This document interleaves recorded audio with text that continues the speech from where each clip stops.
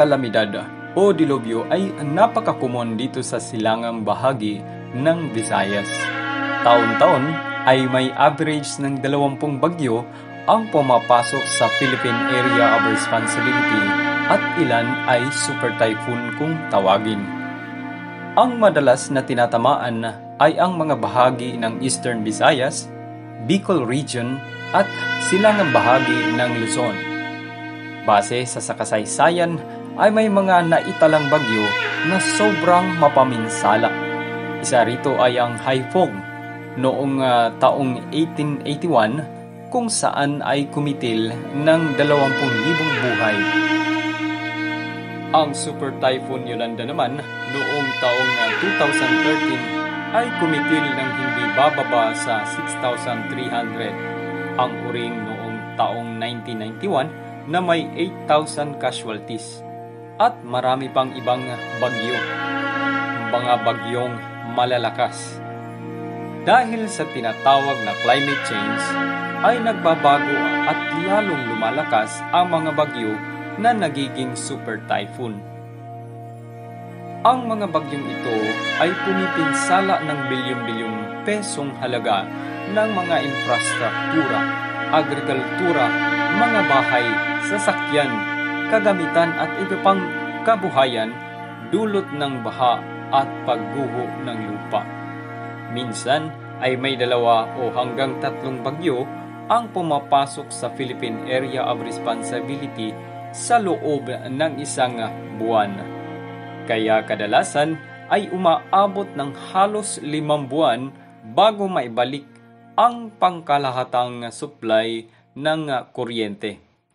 Karaniwang apektado ay ang pagbagal ng komersyo dulot ng pagkasira ng mga daanan, tulay at maging sa mga sasakyang pandagat.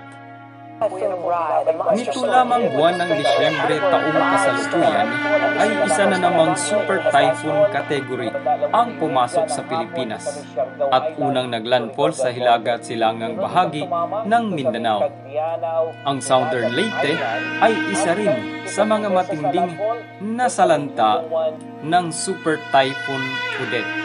Kaya naman, ang EVTA o Eastern Visayas Tourism Association sa pakikipagtulungan ng iba't ibang organisasyon ay agarang tumugon sa relief operation na ikinasa noong Disyembre 23 taong kasalukuyan.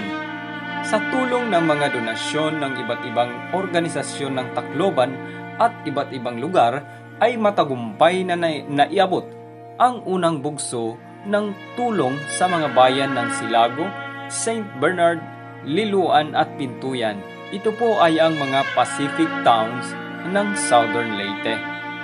Layunin ng EVTA na agarang makatulong sa biktima ng super typhoon.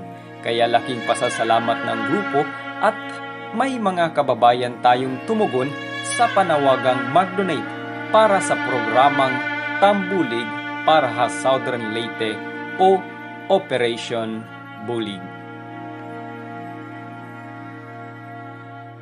Likas sa ating mga Pilipino ang magbayanihan o pagtulong sa kapwa, lalo na sa panahon ng ganitong sakuna o kalamidad. Kaya naman, nakakataba ng puso na nakikita ko kung gaano kasigasig at kasipag ng mga nakasama ko sa first wave ng relief operation.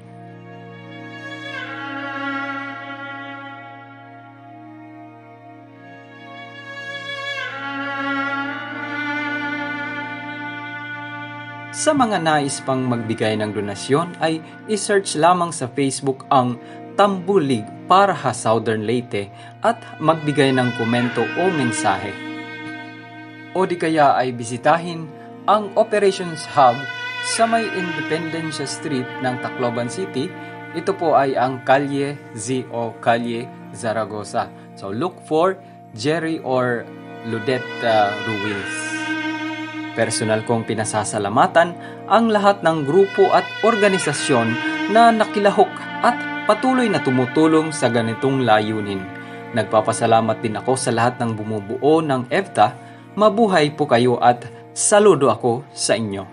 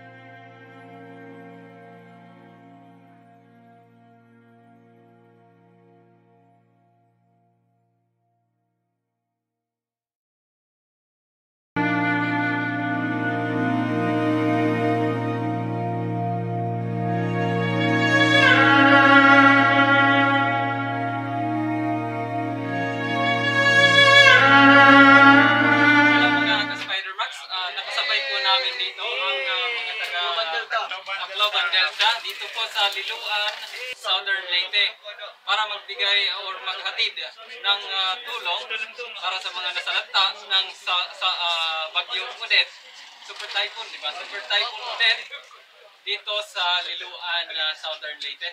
So, shout out po sa kanila.